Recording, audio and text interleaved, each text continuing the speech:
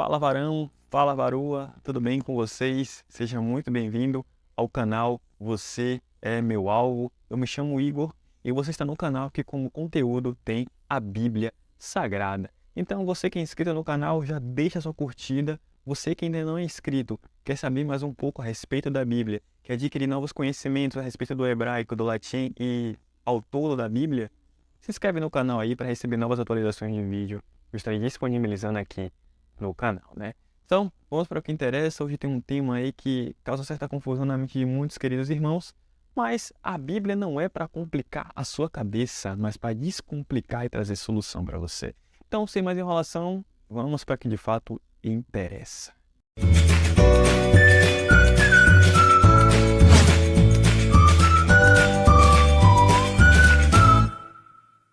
Depois da Reforma Protestante, movimento liderado por Lutero, houve uma rachadura entre muitos cristãos. Alguns homens estudiosos da Bíblia tinham por consideração uma luz maior sobre sua doutrina, e isso fez com que a igreja se dividisse, uns para o luteranismo, outros para a igreja anglicana, calvinista, arminianos, batistas e diversas placas de igreja que vemos hoje em dia, todos com uma perspectiva diferente a respeito das Escrituras. Se você mora em uma comunidade e andar alguns metros, você notará que há diversos tipos de igreja com diferentes doutrinas, o que acaba causando certa confusão na mente de quem quer somente seguir a Cristo de forma sincera. E pensando nisso, eu resolvi destacar 4 pontos baseados na Bíblia para destacar uma igreja em que Cristo está contente em estar presente. A primeira coisa que devemos se atentar é a Bíblia.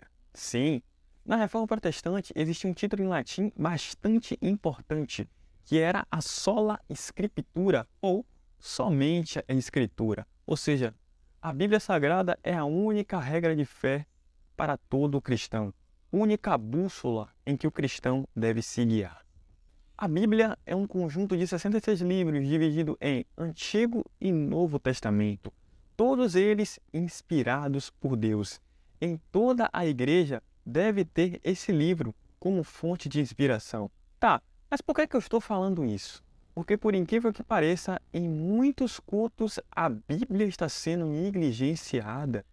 A Bíblia não está sendo mais aberta ou usada. Eu mesmo já ouvi relatos de pessoas pedindo Bíblia, porque em suas igrejas não tinha. Já vi líderes religiosos negligenciar partes da Bíblia, e inclusive o Antigo Testamento, por dizer que estamos na nova aliança. Mas espera aí, o que 2 Timóteo 3,16 diz? Que toda a Escritura é inspirada por Deus. Não é 50% nem 30%, é toda a Bíblia.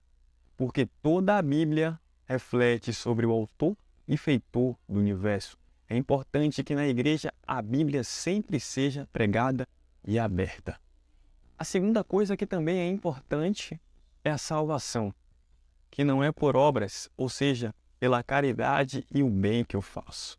A Bíblia mesmo destaca em Efésios 2, versículo 8, que somos salvos unicamente pela graça de Deus. Somente o sacrifício de Cristo ele pode nos salvar. Nada que eu e você possa fazer poderá nos tornar santos, puros e justos aos olhos de Deus. Então, qual deve ser minha posição como salvo? Apenas crer que existe somente um mediador, Jesus, que nos liga a Deus, e que somente o sacrifício de Cristo é unicamente suficiente para apagar os nossos pecados. Toda a igreja verdadeira ensina que somos salvos unicamente pelos méritos de Jesus, e não pela nossa justiça, pelas nossas ações. A terceira coisa, e é claro, também muito importante, são os mandamentos, que Deus deixou como regra moral para o ser humano. Seja não matar, não roubar ou lembrar do sábado.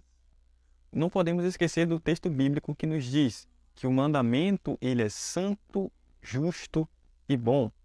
O texto bíblico em Apocalipse 14, verso 12, relata que nós, os salvos, seremos marcados no tempo do fim por guardar os mandamentos de Deus e ter o testemunho de Jesus. Muitos líderes religiosos refutam dizendo que não estamos mais debaixo da lei. Mas o que foi que o apóstolo Paulo disse em suas cartas? Que ele não teria conhecido o pecado se a lei não tivesse dito para ele.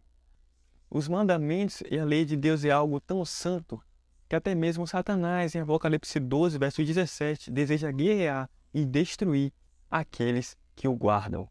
A quarta coisa e última que devemos se atentar é o que está sendo pregado no púlpito.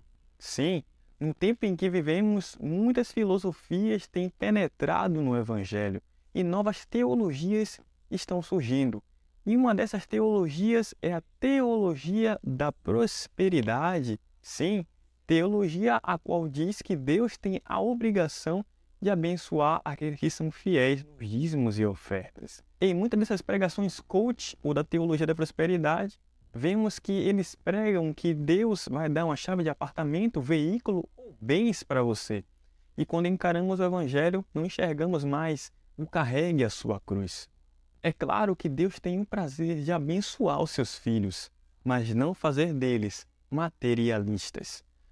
A palavra de Deus mesmo diz que o reino dos céus é um caminho estreito e não largo de riquezas e prosperidade, ao qual muitos desses líderes afirmam. Uma reflexão eu deixo para você. Fuja de toda a igreja em que a Bíblia não é aberta, em que em vez de Jesus Cristo, o dinheiro está sendo valorizado, em que em vez de ter ordem, está tendo gritaria e confusão. Cristo não está nessas igrejas.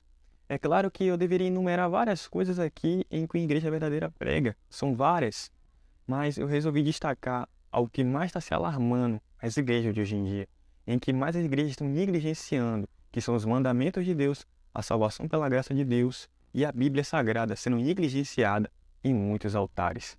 Se atente, ore a Deus e peça para que Ele mostre uma igreja em que Ele de fato pode ser adorado. Lembre-se do que o anjo disse em Apocalipse 18, verso 4.